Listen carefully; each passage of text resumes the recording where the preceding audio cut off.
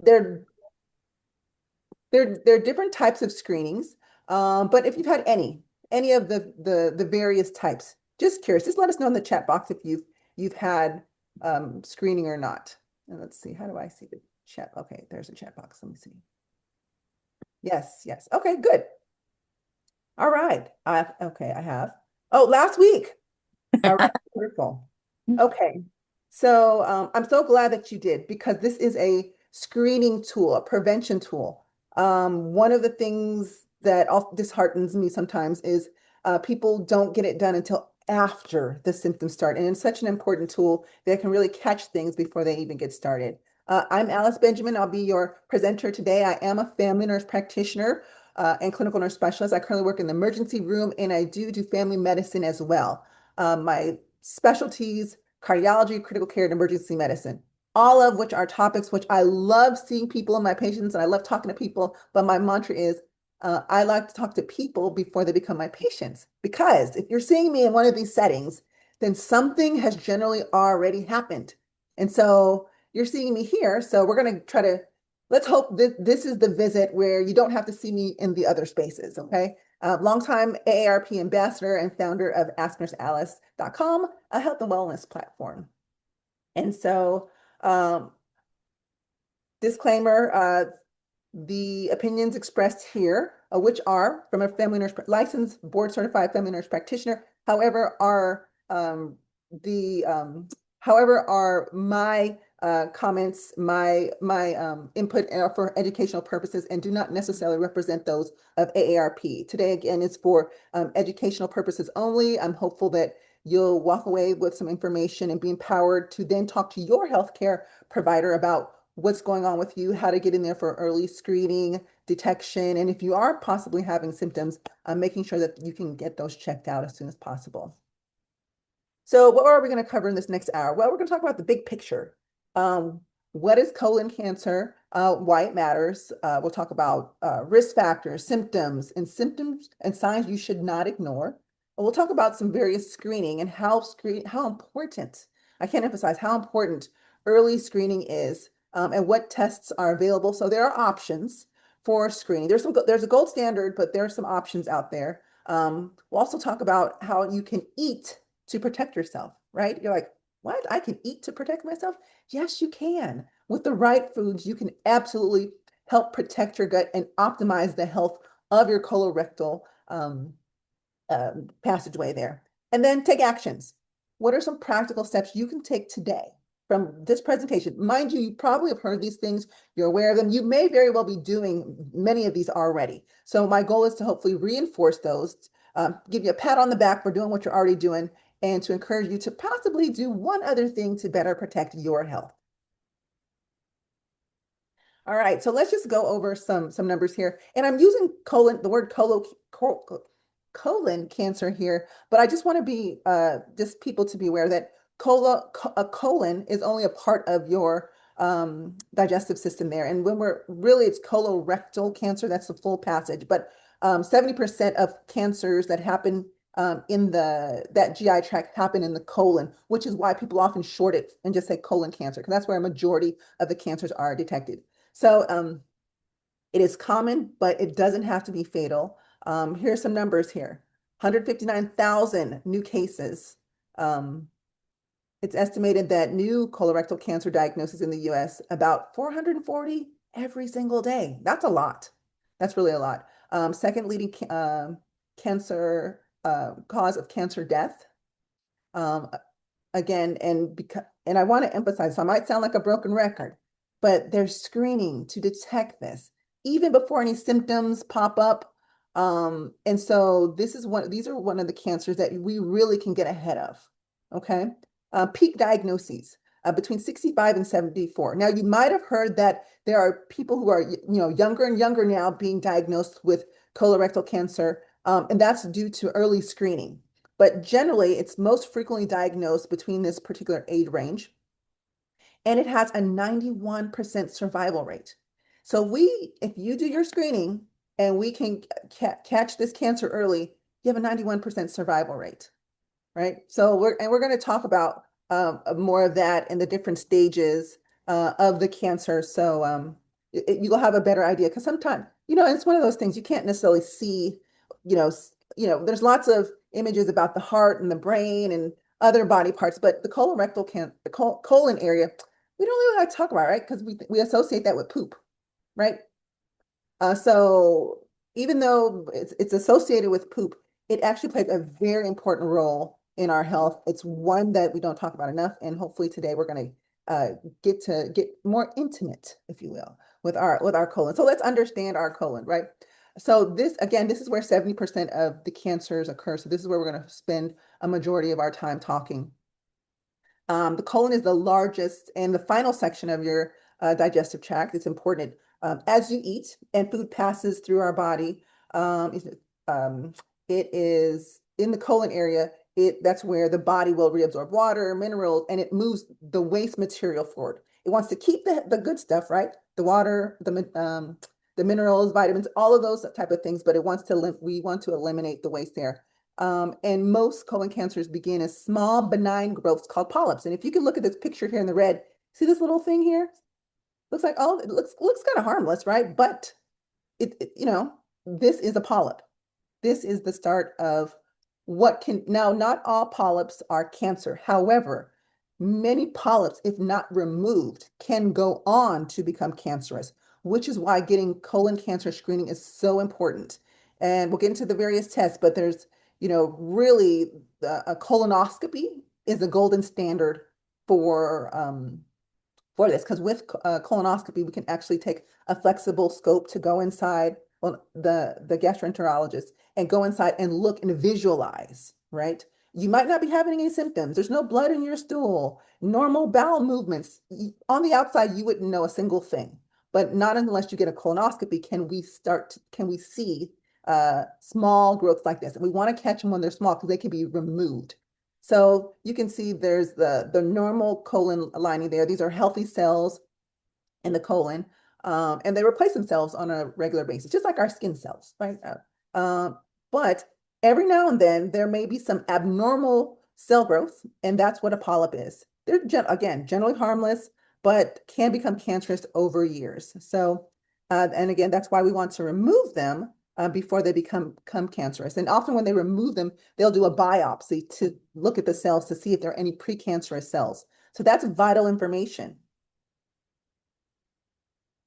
So why are seniors at higher risk for this? Well, age is one of the simple, most non-modifiable risk factors for colon cancer. Listen, non-modifiable. If we could, other things like exercise, yeah, we can modify that. Smoking, we can modify that. Our age, we can't. So it's inevitably we're going to age, and the older we get, the more our cells have time to be exposed to external factors and exposed to things that might cause abnormal growth. So seniors are 3 times more likely to be diagnosed with colorectal cancer, especially between the ages of 50 and 64. They're 30 times more likely, if over the age of 65, to be diagnosed than those who are 25 through 49.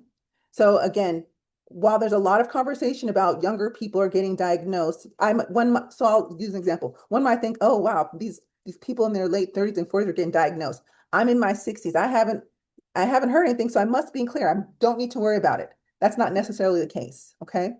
But there is a good trend for seniors. So the death rate has dropped 2 to 3% per year in older people since the 1990s. Again, and that's due to screening. So the takeaway here is that while seniors are at higher risk, and again, that's because we've had a chance to live longer, be exposed to more elements. We've probably enjoyed more, we've had longer time to live, so we've probably had a little more time to enjoy our adult beverages and, be sedentary and other things like that. But it's important that seniors participate still in screening. Again, some people are a little leery about the different types of colon cancer screening, so we're going to talk about it. So hopefully it doesn't sound as scary. And then when you better understand the benefits of them, then hopefully you'll be more inclined to get your colon cancer screening if you have not already. And then also spread the word to your family, friends, colleagues, things like that. So let's talk about some non-modifiable risk factors. So these are the things that we just can't control, right? Can't control our age. there is an increased risk, especially after the age of 50. And like I mentioned in the previous slide, that a majority of colon cancers are diagnosed in seniors, more so, I think it's 61 to 75 is really the age range where we see the highest diagnoses there. Family history. So, it's really, really important that we talk to our family, whether it's finding out what our family history is for us, but also making sure that generations to come are aware of family history. I think we talk about, we talk to families about so many different things, but I don't know that we always have significant conversations around family history until there's a problem. So I think it's important that we reiterate and share, or maybe, create a diagram, a drawing of something, make it a shared activity next time you're at a family dinner, but talk about family history. And we're talking about colon cancer here, but just other things as well. Because having a first degree relative, parent, sibling, or child with cancer or even polyps, even if it wasn't cancer, even if they've had polyps, can significantly increase your risk. Because remember, like on the picture that I showed you, we want to remove those polyps before they uh, potentially become cancerous. So if someone said, "Oh yeah, I had colonoscopies, but they removed my polyps," well, fortunately, they removed the polyps, so they never had thankfully, the chance to develop cancer. But could it be that those polyps could have been cancerous? So that's why it's still very important information to pass down. And about 20% of cases of colon cancer occur with those who have family history. There's also some let's go back. Some hereditary syndromes. Now, this is a very small portion, about 5 to 10% of cancers. Lynch syndrome and familial adenomatosis. Even us healthcare providers have pronounced it, difficulty pronouncing words. Adenomatosis, polyposis, FAP. Anyway, there you go. There's the hereditary syndrome there. So how would you know if you had this? Well, first is want to know if you talk to your family about if has anyone had polyps or colon cancer history there. And nowadays, especially with precision medicine and genetic therapy, there are more opportunities to get genetic testing to see if you are predisposed to something like this. Even if you don't have any symptoms, you can go to your healthcare provider. And if you've had this long lineage of polyps and cancer, colon cancer in your family, you've had, and whether you've not had your colon cancer screening or not, we can still probably do some genetic testing to see if that applies to you. And then also your own personal medical history. So obviously, if someone's had colorectal cancer, and even if they were able to do surgery, excise it, and do other treatments and remove it, the potential for reoccurrence is still there. And same with polyps, and some people with inflammatory disease process like Crohn's, ulcerative colitis, and even those with type 2 diabetes can have an increased risk for colon cancer.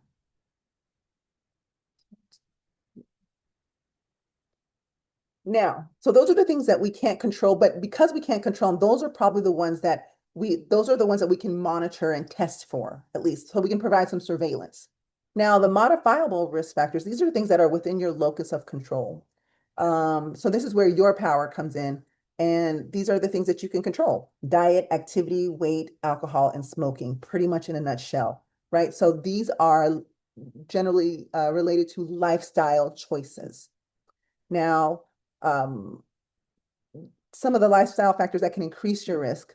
Diets high in red and processed meats. So now listen, that's not to say you can't enjoy a good steak. That's not to say you can't enjoy a good burger every now and again, but to have high amounts of red meat in your diet could potentially put you at risk for colon cancer. And it's just because the way that the meat is digested, it allows certain enzymes and things to be released within our colon that can increase that, if you will, kind of cause damage to the mucosal lining and predispose us for cancers. And also processed meats.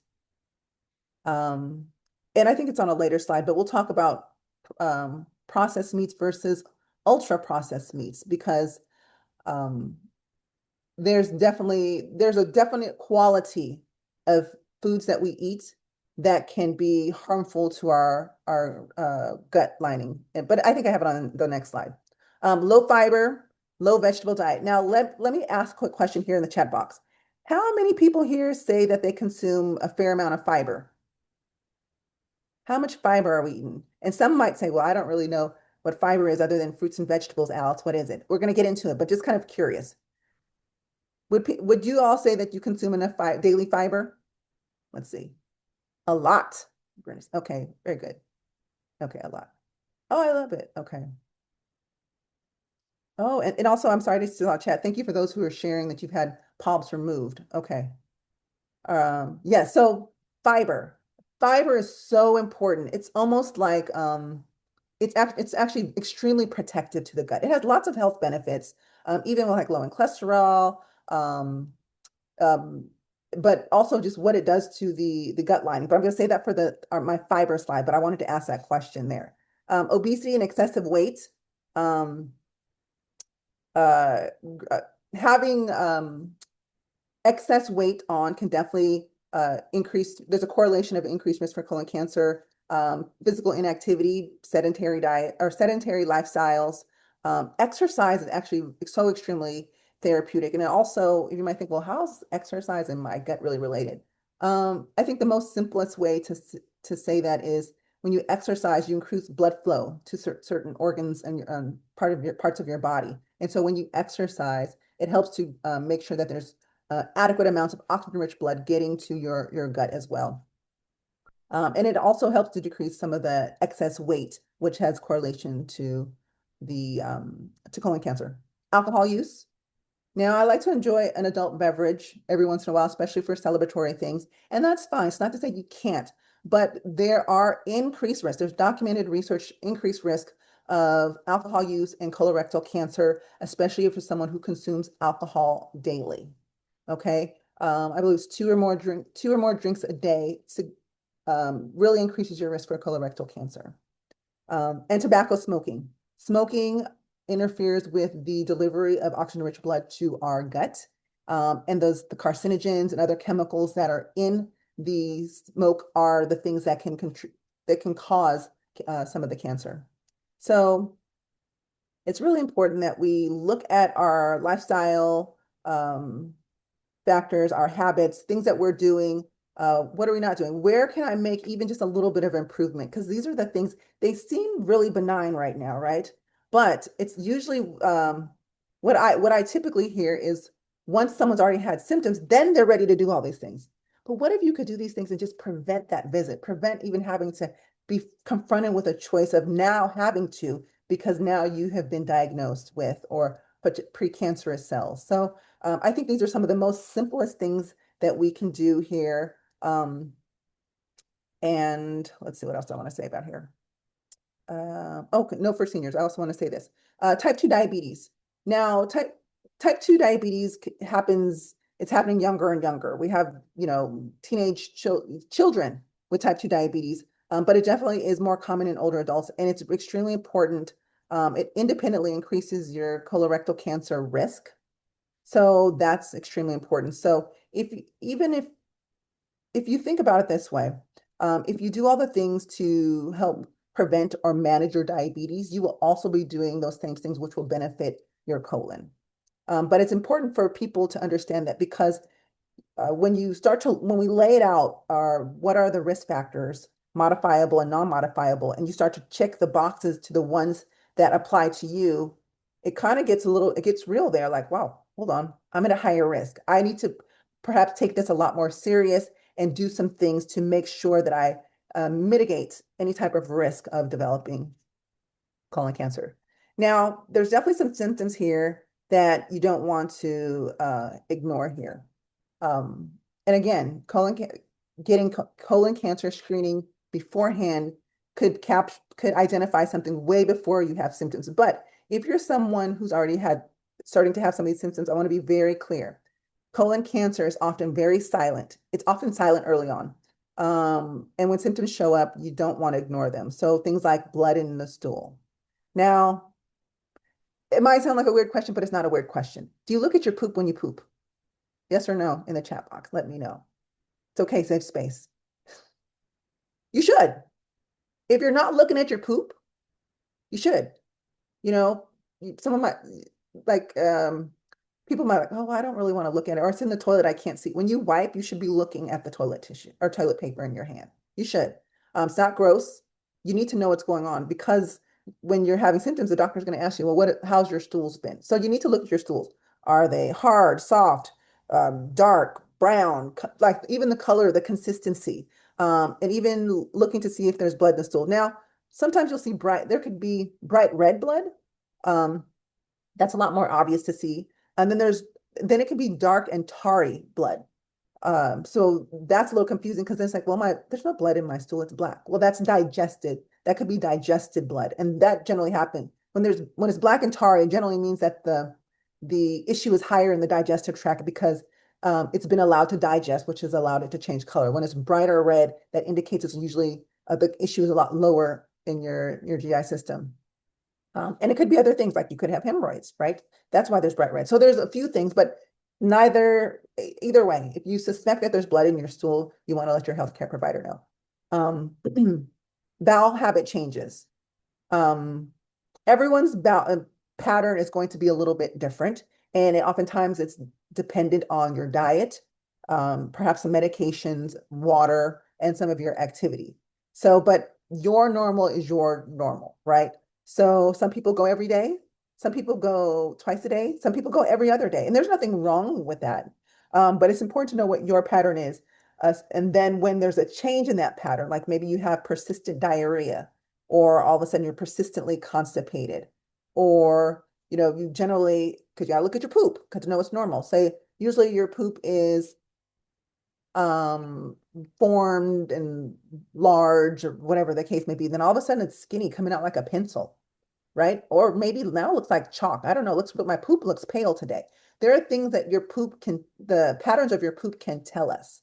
Okay. Or maybe you go to the bathroom and it just feels like, golly, I didn't get it all out. I feel like it's still there. And then you feel like compelled to sit on the toilet for like 30 minutes. Right. So those are important things that you need to know. So when something deviates from that, you can let your provider know. Mhm. Also, abdominal pain or bloating. Now, we've all experienced an occasional abdominal pain or an occasional bloating, especially if we've eaten maybe some gassy foods or something like that. But something that's maybe not related immediately to a particular meal, but something that becomes more persistent, more of a pattern, or more of just kind of comes and goes throughout the day without any rhyme or reason. We want to know about those things. Because it's important. Is it diet related? Could it be something that's related to your medication? Is there something else going on that could be causing abdominal discomfort? Now, when we think of your abdominal area, so I want you to think of like that whole big belly range that's there. There's lots of organs in there. There's lots, right? You got your kidney, you got your pancreas, you got your gallbladder, your liver, your small intestine, large intestine. There's a lot of things going on in there. And so it's not to say that if you have abdominal pain or bloating that you have an issue with your colon. Could be something else that's maybe then inflamed and pressing on your colon. We don't know, but either way, it's a starting point, and we want to explore what is going on because we want to kind of figure that out. And please don't ever chop up abdominal pain or bloating to aging. Aging is not related. Abdominal pain and bloating are not related to aging. Aging does not cause those things, I should say. And then if you had any unexplained weight loss or fatigue. Now, it can feel like that as you get older. I'll be 50 in June, and I feel like I'm tired. I feel like I'm getting more tired. But it, what was happening was I was just not getting enough rest. I wasn't, hydrating well enough. So there could be some things as to why I'm so tired. Then when I get more sleep and I get water, I'm like, oh, I feel a little bit better. Unexplained weight loss. Probably if many Americans right now are trying to lose weight. Now, if you're trying to lose weight, then there's an explanation. But if you're like, I'm not even trying to lose weight, or you're losing a lot more than expected, or so quickly, something that we should get checked out. Okay. Again, that it's a very vague symptom, but you don't want to ignore it because get it checked out. It might be something with your colon, might be something else, but either way, it's important and uh, very necessary to get evaluated. All right, so let's go here. Why do symptoms appear late and why that's dangerous? So Let's see. So this is one of the most important slides because the colon is hollow and a tumor can grow very quietly for years and years and years before being noticed. You saw in that previous slide how it's just a little like a little tiny little thing here. You can see on the right slide here how these polyps are a nice like little bump, almost like a little pimple in the mucosa lining of your GI tract. Then it gets bigger and then here we go, getting bigger, starting to become precancerous. Okay, now adenocarcinoma, and then now it's full cancer. Now, and because it's a hollow organ, depending on which way it's growing, if it's growing outward or maybe into the lining, you're not really going to feel that small pimple-sized like polyp for quite some time. So that's oftentimes why people don't have symptoms early on. Um, Let's see. So by the time you start to have some of those symptoms, you could be a lot further along than we'd like, and which is why screening is important because whether you feel something or not, we're going to go in there and start looking around, start checking things out, and if we see something, we can um, have it removed and biopsied to identify what is it, and we can identify where you were on this trajectory. So the earlier we catch it, like stage one, the increase you have for survival rates. That's where we want to capture it early on. The further it goes, the less of a favorable survival rate we have, right? Because if we don't catch it until this last stage, when you're in stage these last stage here, 3 and 4, we can see that's already malignant cancer. And it's not even just the colon is cancerous. We also get worried about metastasizing, right? Cancer spreading to other parts of the body. So this is why it's very important. So you may not have the bloating, the abdominal pain, or at first. You might have, so we have to look at other things. That's where the fatigue and the weight loss. And so it's kind of like this mystery and we're looking for clues. But either way, when something doesn't feel right, you're not feeling well, there's been a change in your stool, blood in your stool, those type of things we want to catch it early on these because you may not be experiencing pain or discomfort from the polyp because it is still so small. So when should screening begin? Okay, so now, so the average risk is 45 years old, but people with family history actually get screened sooner than that. So if there's any family history of colorectal cancer, these age screening ages are out the window. You get screened right away. You get screened right away. We want to know earlier on, okay? But if you're someone's like, well, you know what, we've not really had any history of it, not that anyone shared of colon cancer or polyps, then these are kind of general guidelines for when you can get screening. Now they're guidelines. Now, insurance pays a lot of attention to guidelines. However, if you're, let's say I am 43 years old. I don't have any family history, but I've been having some blood in my stool, some abdominal pain, and it's not been able to explain what's been going on. Then the provider can write, request that you have a colonoscopy and be able to justify to insurance, and then that should take care of that, right? But I say that because some people are saying, well, I'm having symptoms, but I have to wait. No, let your provider know once you're symptomatic, then it becomes a diagnostic test, right? It becomes a diagnostic test because something's wrong. We need to figure out, is there something, some type of active process or issue with your colon that could be contributing to it. So 45 is average risk. 45 to 75 is generally regular screening. People in good health will get this and, continue to have screening at least through, well on through the age of 75. Now, after the age of 75, it becomes an individualized decision. So do you need to keep going for colon cancer screening? Well, that's a decision that you and your healthcare provider will make, right? Is there, and I'll just share this because not everyone gets to hear this, but this is the argument behind that. Because someone might say, well, why would they say at 75, I don't need to have it anymore if they said you got to get it, you got to get it during this other period of time? Well, the thought process is by the time of age 76 or 85, if cancer were to develop, it likely would have already developed. So the probability of you still getting colorectal cancer beyond this age, especially if there's no family history, you've had all your screening has been fine, then you have a minimal chance. So why bother? Enjoy your golden years without having to do these excess tests. So that is the thought process. Now, that's just a thought process as to why we're not, strongly encourage you to keep getting these screenings versus when you're 30 or excuse me, versus when you're in your 40s here. But it's an individual decision. You can still, and there's nothing wrong with getting your screenings after this. Okay, I want to be very clear. So don't ever feel like, well, the doctor told me I didn't need anymore, so I just didn't do it. But if you feel like that's something that's still very important to you, you have some concerns, you have some kind of intermittent symptoms that you're like, I still want to keep an eye on it, by all means, have that conversation with your provider. Now, high-risk individuals, like I mentioned earlier, need to start earlier. So before the age of 45, people with a strong family history, with a first-degree relative with colorectal cancer or advanced polyps, especially if the family member was before the age of 60, you should start screening. Now, they say 40, right? But it can be even sooner, especially if the cancer, depending on what was biopsied, if it was aggressive, right? Um, if you're someone who's has those hereditary syndromes that we talked about, if you have, again, family history, genetic counseling, there's genetic testing that is available. And I think, and I don't want to say this generation, but because this technology is now more readily available, I've been seeing more people get genetic testing, not even just for colon cancer, but also for like breast cancers and other things like that. If you have inflammatory bowel disease, ulcerative colitis, Crohn's disease, because due to the nature of those conditions, it increases your risk of developing colon cancer. So frequent surveillance will be needed. And then if you're someone who's had prior polyps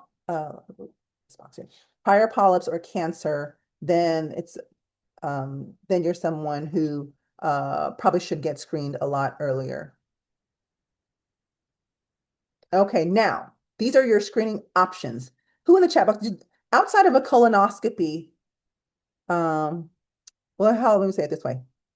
Colonoscopies are the golden standard. Has anyone on here had any of these other colon cancer screening tests? I don't know if they did. Have you had anything other than a colonoscopy, a visual exam with the scope? Okay, Strat, we're going to get into diet. I have a slide on nutrition. Yeah. I heard that colon lining gets very thin after 75 is the reason for not to. What do you think about this? Okay. So Bernice, the so the colon lining can get thinner. It can.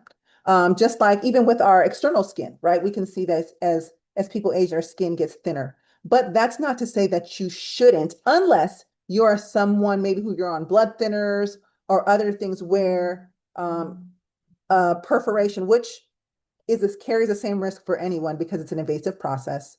If you're someone who is on blood thinners or an increased risk for bleeding as you've aged, then that might be a reason why a provider might recommend that you no longer need a colonoscopy, provided your prior tests have been, unremarkable, because there are other options here. Okay, Cologuard. Okay, so here's some screening test options. There are definitely options of how you can get screened for colon cancer. And I like this because some people are very hesitant to getting screened. And I'll just be quite candid. People say, well, Nurse Alice, I don't want them sticking a tube in my butt. That it looks like it hurts. It looks like it's painful. Well, they do sedate you, so you're not necessarily feeling that. And some people will say, oh, well, I don't like drinking that stuff they make you drink before the test because you got to empty your guts. And the last time I did that, I feel like I pooped out my soul. These are things that I've heard. So it can be a little inconvenient, if you will, sometimes, but it doesn't hurt to have an actual colonoscopy. I'm starting with that. Colonoscopy is the golden standard. And let me tell you why it's a gold standard. Because we'll sedate, there's prep because we got to have to empty your bowels, right? There's some fluids you got to drink. I always tell people, like, listen, if you know you're not going to drink all that prep fluid, I need you to have like a liquid diet at least 2 to 3 days beforehand to complement that, because we need it as clean as possible so they can visualize. They'll give you some medication to make you drowsy. And then they take They'll take it's a very small, it's a scope, and they enter into the rectum and then they will look, but they can visualize. They can actually see the quality of the mucosa in your lining. They can see if there are polyps, if you have diverticuli, which are kind of, and diverticulosis, like outpouchings, like grape-like type of clusters where food can get caught in there. Like we can visualize everything that's going on. Maybe you've had some ulcerations. There's some other things that they can see, some irritated spots, maybe some sources of bleeding, right? So we go in there, it's like a discovery mission. We're going to see like what can I see? What can I find? And if there are findings there, sometimes if there's bleeding, maybe they can cauterize something. If there's a polyp, maybe they can cut it out. Then they're going to cut it out and they're going to biopsy it to see where it falls. Is it benign, precancerous, those type of things. And generally, these are performed every 10 years, provided the results are normal. I believe that this is maybe a minor inconvenience that one could tolerate every 10 years for the value that it provides. Now, once they find a polyp or you have diverticuli or you've had some irritable spots or some bleeding in your colon and there was perhaps an intervention, you may have to have it done sooner. Maybe it's every 5 to 7 years in that case. Still not a bad thing for the value that it provides. So that's looking through the entire that large intestine there. Flexible sigmoid, this is similar to it, but it only looks at the lower part of the colon. I'm going to say this, if you're going to go through the trouble of even getting any of this done, you might as well go all the way and look at the entire tract versus just, I'm going to look at a small portion of it. Okay. So the visual exams are the ones that are most favorable. Now, there are reasons, like someone mentioned earlier, like worry, concerns about bleeding. If you're someone, um, maybe they're concerned your GI, the lining is mucosal is extremely thin, you're on blood thinners, there might be some hesitancy to keep getting those done. But again, it's once every 10 years, once every, or if there's a finding, it may be more beneficial to go ahead and do the exam to potentially catch a potential cancerous polyp versus not do anything and then we miss it and then you get cancer. So there's definitely a conversation you'd have with your healthcare provider. Um, there's a CT colonography that's less often done, but it can be done every 5 years. And here's the ones that people generally are interested in. These are tests that check your poop, non-invasive. Now it detects blood in the stools using antibodies. You do it at home. There's no bowel prep. You put it there's a little kind of a packet in a special paper that you put it on, and then you send it back or drop it off at the lab. They'll develop it, put some drops in, and they'll see if there's blood in it.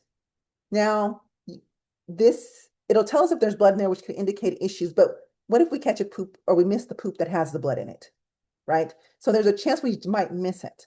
And so this one here, Cologuard, this is stool DNA and FIT. So it detects for DNA biomarkers and blood in the stool. So if you were going to have a home-based test, I would say do the Cologuard.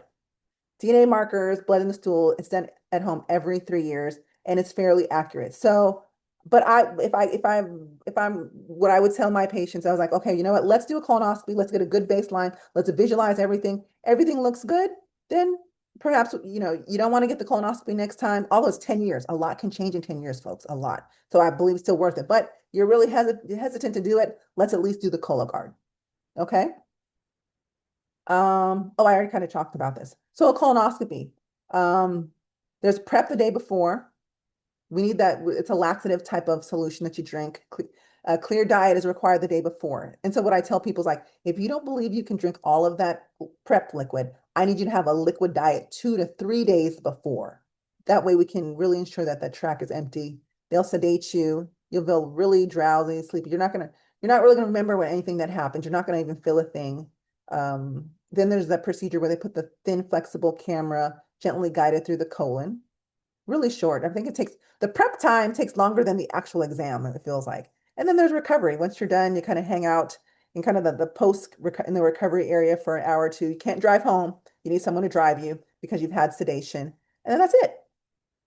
That's it. They encourage you afterwards to don't jump right into a steak meal, but maybe some soft foods. Make sure you're tolerating things before you go into your regular eating habits.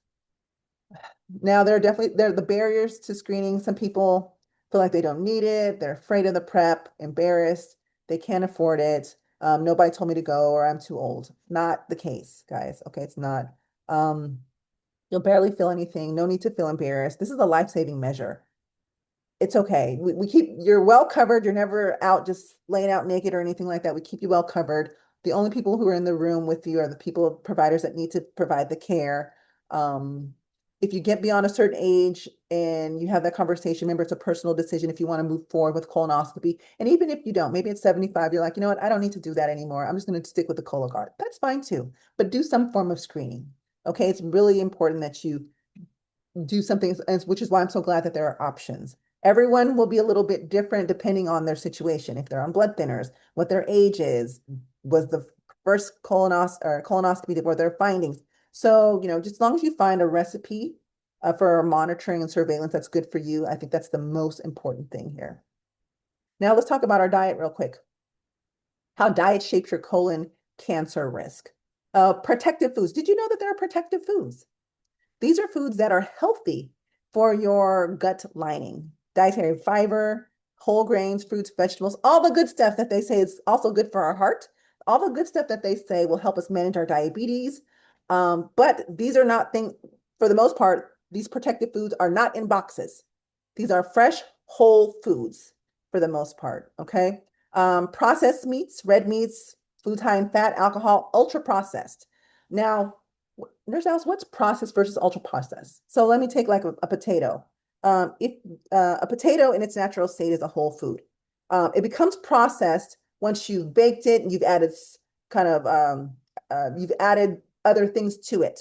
I put the salt, pepper, the butter, and all the stuff, the sour cream. I've kind of processed it, even though I'm doing it myself, right? Process doesn't mean it has to happen in a factory. I've processed it because I've altered the potato in its natural state. That's a processed food. Ultra processed food, that's the potato chip. That's a potato chip that has chemicals, words we can't even pronounce. That's an ultra processed food. Now I get it. I've cooked stuff out of boxes and things like that. I don't always cook everything from scratch and from whole, but it's a balance, okay? And it's also very important to look at what kind of ultra processed foods we're eating and in collection with to those other things. Increasing a large amount of those foods in that middle column increases your risk. Consider it like what smoking is to lungs, this is to your colon, if you think of it that way. I think and a lot of people remember it that way. Smoking does to your lungs what these kind of foods do to your colon, your GI tract there. And our diet here in Westernized diet, low fiber, high meats, and that's a primary driver for colon cancer. I ate hot dogs with nitrate. Yes. And I love a good hot dog. I love going to Costco. Costco has some of the best hot dogs. I don't know about if y'all think, but yeah, but when they say, when you find out how the sausage is made, like sausages, hot dogs, they taste delicious, but they're ultra processed foods. Enjoy one every once in a while. I'm not saying never eat a hot dog, but when we think of that, it's like, well, I don't want to consume hot dogs any day, every day, all the time now that I know, right? So fiber is your colon's best friend. These are some great things here. Okay, so why is fiber good for us? Well, it helps faster transit time. So when you eat the fiber, it helps speeds up the movement of the stool in your colon. So while the colon is meant to move your stool, we don't want stool just sitting in there. We really don't. It's not a it's a passageway. It's not meant to be a home where poop just stays there for a while. We want it to move forward because the longer our stool sits in our GI tract, the more there's time for the carcinogens of the things that we've consumed to stay in there and affect the cells in our colon. Um, let's see if flax seeds and sesame seeds are definitely good for you. It's highly good. See, that's the thing. Sometimes we'll have a healthy food and it's mixed into something else that's ultra processed. So it's like, it has elements that are good, but could those things possibly be canceled out from the way that it's processed? I'm sorry, I'm answering a question that Bernice had here about fi high fiber Norwegian crisp bread with flax seeds and sesame seeds. Now, I'll tell you this, the food industry has really gotten creative with marketing. Okay, they use buzzwords because when they know we're not necessarily reading all the ingredient lists, we're seeing what pops out on the packaging. So I would say if I'm going to have some type of crackers, those probably wouldn't be a bad idea. They have flax seeds, they have sesame seeds. Those are good things, but they are still processed. So we just got to mix in a balance. But but if you like them and you're eating them with other healthy foods, like I'd eat those crackers with maybe some cheese and some fruit. There you go. I've coupled it with some other great things. But fiber helps with transit time. It feeds good gut bacteria. Our gut needs food too. So you guys have probably heard about that. Good bacteria, bad bacteria. Fiber feeds the good bacteria in our gut. Okay, we need that. It makes these short chain fatty acids, and those are the primary energy source for our colon cells. Okay, so it needs that. When we eat ultra processed foods all the time, it doesn't have that. Okay, so in order to protect our colon lining and reduce inflammation, it's important that we have a good amount of fiber every day. Also fiber reduces harmful bile acids. So bile is needed. It's stored in our gallbladder. It helps with the breakdown of foods and other things, right? Um, the It helps with the breakdown of fats. And so there's a function for bile. Bile has its purpose, but excess bile and harmful bile, we don't want that. So too much of a good thing there, right? So fiber interferes with the metabolism of bile acids, which can promote the carcinogenic aspects of it when they accumulate. And then fiber supports healthy weight. It helps us to feel satisfied. It helps with satiety. So when we eat foods that are high in fiber, not only are they healthy for us, not only do they give us good bacteria and reduces harmful bile acids, but it helps us to feel full. So we're not eating so much and going over our caloric intake, which can increase obesity. So, look over here. Let me look at this picture here. So over here, how much fiber do you need? So here you go. I would just say, I always just you'll see the number 30. It's different for men and women, but if you just think 30. If I get at least 30 grams of fiber every day, could be a good thing. Now you can get those through these foods, and I think I have another slide that has a whole list of the foods. If you're someone like, you know what, I don't really, sometimes I'm not as great with fruits, nuts, vegetables, things like that. There are some things like Metamucil that has a psyllium in it. Don't need to drink it every day, but even if you drink it once every 2 days or so, that can help you keep up with your fiber intake if you're falling a little bit short on food. So here we go. Here's a slide with some examples of food. Now variety. So lots of choices here. It's good when we mix it together. So whole grains. I don't know, Bernice, if those crackers have some whole grains in it, but you said sesame seeds and some flax seeds. Good. Mix it with some fruits, some grapes there. Maybe have it with some nuts. So a charcuterie board can have can have some good things there. So you can still have some foods that maybe aren't completely the healthiest, but when you have them in moderation and you balance them with other things, you'll find that you can still come out good with what you've consumed. Whole grains, vegetables, fruits, legumes, beans, chickpeas, those type of things. Again, these are high in fiber. They'll help you feel full. Good for your gut. Good for your gut. So I guess if this were to be like moisturizer that the people put on their skin to make it all nice and shiny and fresh and skin tight, these are the things that do that to your gut. Okay. High fish consumption is associated with reduced risk for colon cancer because we talked about red meats, right? A lot of red meats can do that. You can still have occasionally, but over consuming red meats without balancing it with like fish, which is the preference here, but even chicken and turkey are probably a better option. So I often buy ground turkey instead of ground beef nowadays. They have sugar-free Metamucil. I have some in my kitchen. So Bernice, just so you know, I don't know if you found it. I got it at CVS. Okay. So foods to avoid or limit. Here we go. Here's the red meats. If you're going to eat red meat, less than 18 ounces here. Processed meats. Again, you can enjoy your hot dog or your bacon or even your lunch meats here and there, but just don't make it a routine consumption.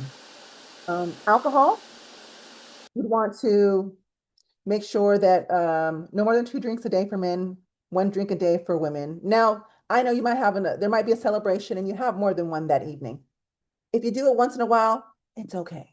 Just don't make this a regular lifestyle choice for you. And then these ultra processed foods, these are the things that we want to minimize because these are unhealthy well, all of these things could potentially are unhealthy for our gut, but these especially.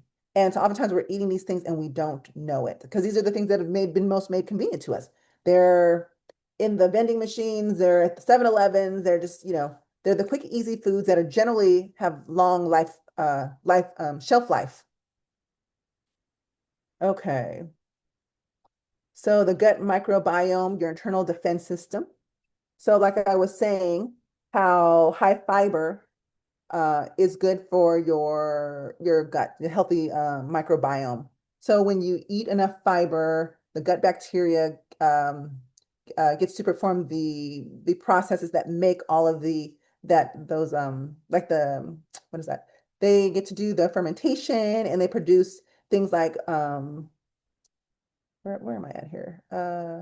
Butyrate, which is again, oh, I said that earlier, which is a primary energy source for our colon cells. These are really good for our gut. Even things like yogurts.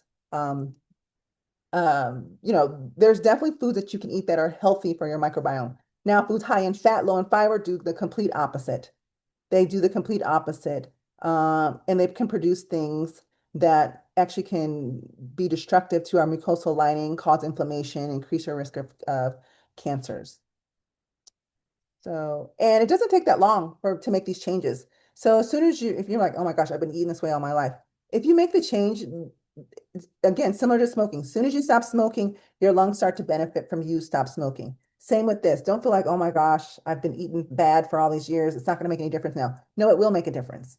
It will absolutely make a difference. Now, when you go from a diet that's high fat, low fiber, and you start to make the healthy choice, you'll see a change. You will definitely start to see a change in your bowel movements.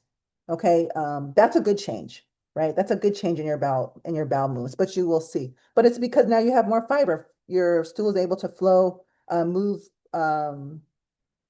with more ease through your GI tract here. Here are some other examples of how to build a protective plate for your colon with your daily fiber goal there. So if you're like, what am I going to eat? Here you go. Half a cup oatmeal. I love oatmeal. And when this poop comes out, it also helps to help regulate your cholesterol as well. So lots of great benefits. Fiber helps regulate your cholesterol and your blood sugar. Raspberries, black beans, a medium apple, broccoli. These are things we've probably all eaten. So don't feel like it has to be a complete drastic change. Even if you make one small change today, then maybe next week you add another change. The next thing you know, you'll be your diet's turned around from what it was a month ago. And also, I'll say this, drink plenty of water. You'll need, because as you increase your fiber, you'll start to feel bloated unless you drink lots of water. Because as the fiber travels through your colon there, it's going to pull in water. So you probably will start to even feel thirsty. So drink plenty of water with that. Physical activity, that's also very important. There's some research that shows that it can decrease your risk of developing cancer by 24%, right? If you're active. Um, Weight management, we talked about that earlier. Higher increased weight is associated with higher incidence of colorectal cancer. And I put a picture of a person lifting weights here because we've done a lot of talk about cardio, walking. Those are all very important, great things. But I also, especially as we age, strength training is important. Functional training, if we will. Lifting weights, maintaining that muscle mass. And when you do this type of activity, it actually helps to not only strengthen your muscles, helps you with um, managing osteoporosis and a lot of other great things too. So cardio is still good, but I chose a picture of a person who's lifting weight to encourage people to start lifting some mild weights even. Regular activity also reduces systemic inflammation in your body, which is important. The more inflammation, and listen, things that can cause inflammation, stress, not getting enough sleep, not using your CPAP machine, worry about work. There's lots of things that can cause inflammation. Trying our best to manage those things can also reduce that inflammation, which can reduce the risk of cancer as well. So, let's see what else I'll put here. Again, some additional steps to stay protected. Stay hydrated, drink plenty of fluids. How many cups of water are y'all drinking daily?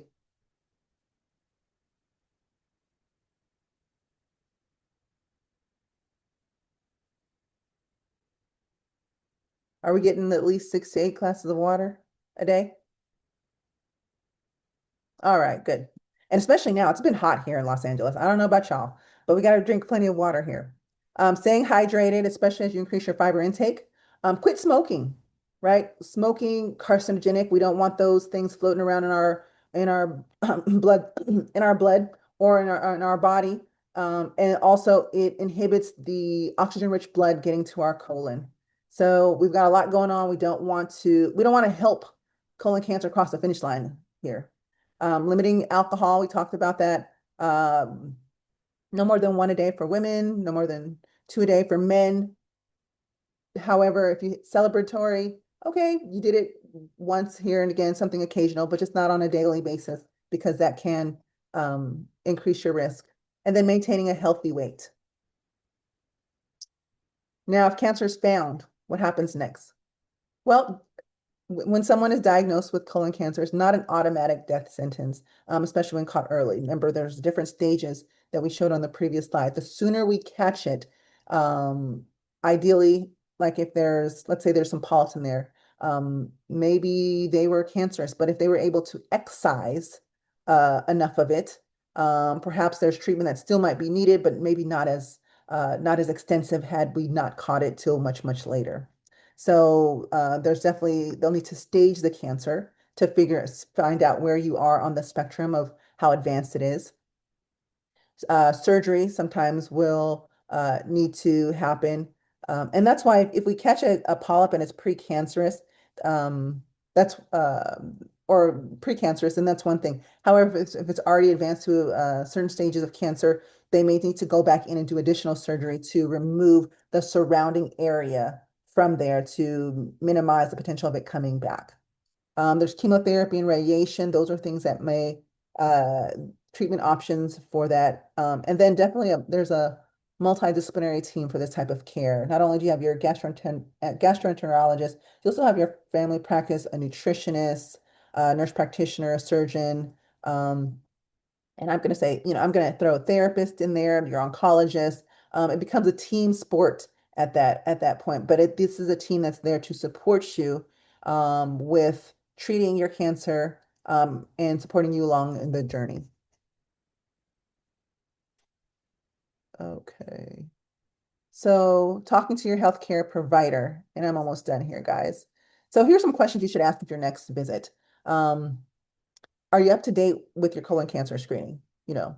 And asking that, and it's not just looking at your age. It's like considering all of the things that I've got going on, right? We got to look at family history, what my health, lifestyle habits, how am I eating? How much am I exercising? Do I smoke? Do I have family history? All of those things. What did my last colonoscopy say? What did my last Cologuard? How did that go? Like, am I having any symptoms? So are you up to date with your colon cancer screening? That answer will be different for everyone.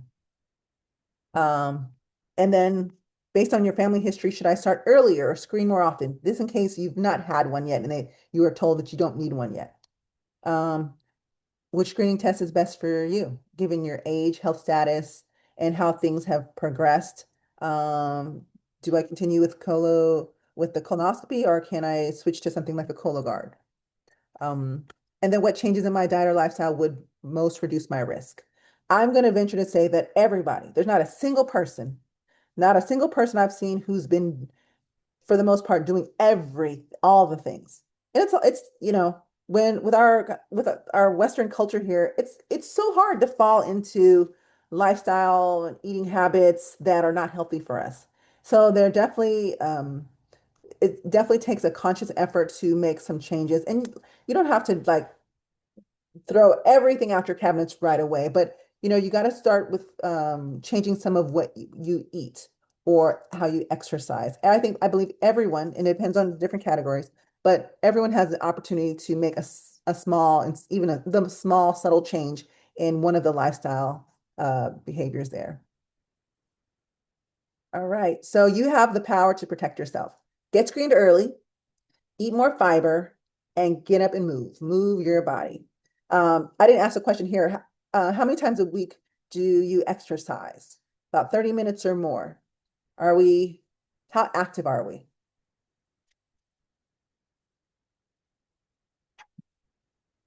Anyone? Every day. Oh, go ahead, Bernie. Say 5, 6 days. I love it. 30 minutes daily. Okay. So y'all are doing good in the exercise category. Okay. I saw some we can improve in the water category, but we'll save that for another time. These are the sources that I cited in the presentation. I'm happy to share this deck with you all. And want to make sure, thank you so much for your time and joining us today for today's presentation on your gut health, and want to take this opportunity to invite you to our next presentation, Pills, Prescriptions, and Prepared Questions for Your Doctor's Visits. Have you ever wondered or thought, why am I taking so many medications? Is there something else that we can do? And just taking a look at that. There is such a thing called polypharmacy, and especially if you see multiple doctors, they're not always talking together, talking with one another to identify how can we get this person treated, and make sure we're on the same page and not just keep throwing pills and prescriptions at them. So we'll just have a conversation around that, how to empower you with how to have these conversations with your doctors. Because sometimes there's prescribe, prescribe, prescribe. And that's the easiest thing to do, to give another prescription. But sometimes too many prescriptions and the interactions can be problematic as well. All right, and there's a QR code if you want to register for our next one. It's free. Please tell your friends, your family, and sorry, we went over a little bit, but we got a little bit of a late start, but it's always my pleasure to join you all, and thank you so much for your time. I can take a few questions if we have some.